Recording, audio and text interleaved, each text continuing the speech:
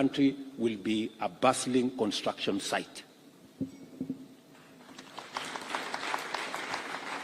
And much more importantly, as you all know, the amount of land fragmentation that is going on in Kenya is alarming. We have whole counties like Vihiga and Kicc that if we don't do something about it, so shortly they will become rural slums. We need to reverse land fragmentation, and housing is the tool we have to reverse fragmentation and to give us an opportunity to save the land that we have for production of food and production of other items so that we can drive our food security initiatives, but also provide settlements and housing for our people. And finally, we will stimulate the whole ecosystem of manufacturing of construction products. Recently, I was giving a check of 140 million shillings to, you know, those fellows on Ngong Road. You know those fellows there making furniture there on Ngong Road. Those fellows nowadays are entrepreneurs. You know, wale watu mnaona tu ni watu jua kali. Siku hizi wako noma sana. You know, they are doing for us doors, they are doing for us windows.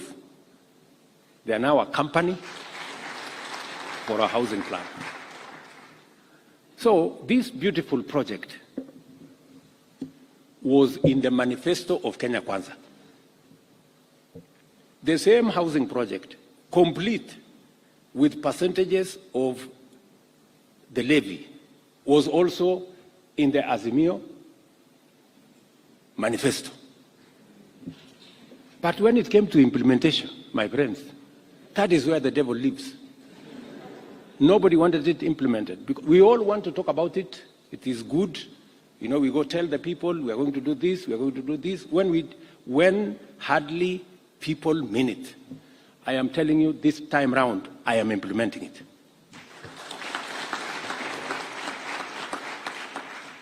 And I am so determined because we must do it.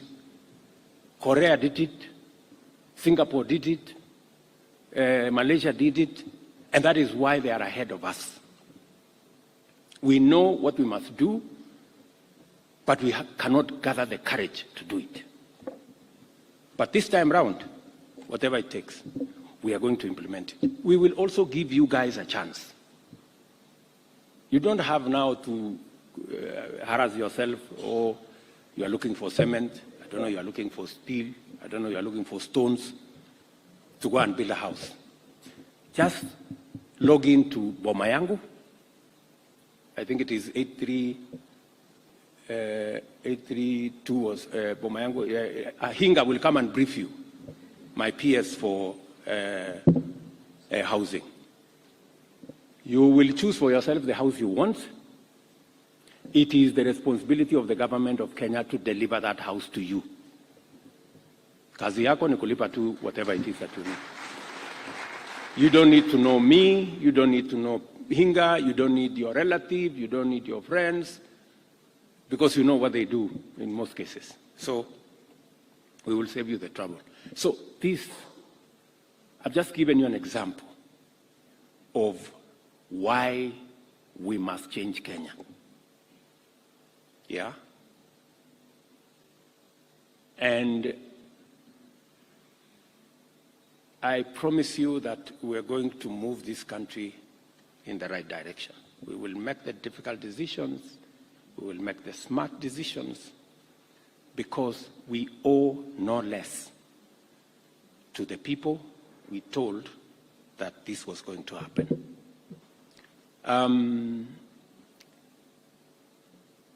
We are also going to save public money. We are spending billions of shillings sustaining companies. We have 350 public companies, public entities, yeah, that just take money from the budget. We're supporting them. Billions of shillings. Some of them you ask, what is this one doing? Nobody can tell you what the hell it is doing. But we are putting in 100 million, 200 million, 500 million every year. So some of those things we are going to make a decision. And by the way, very interesting. A report was already done. A whole report saying these companies, about 150, should be removed. What they are doing can be done by the private sector. In fact, sell some of these companies to the private sector. The private sector will give us more value out of them. Yeah? Some of them divest. But the report has been here now 10 years.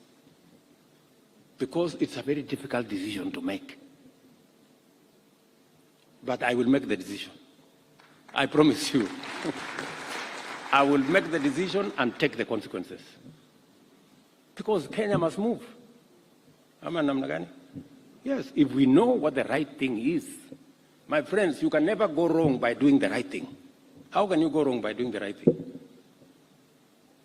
So we are going to make those decisions because, and I am talking to you as members of our diaspora, because we must change Kenya.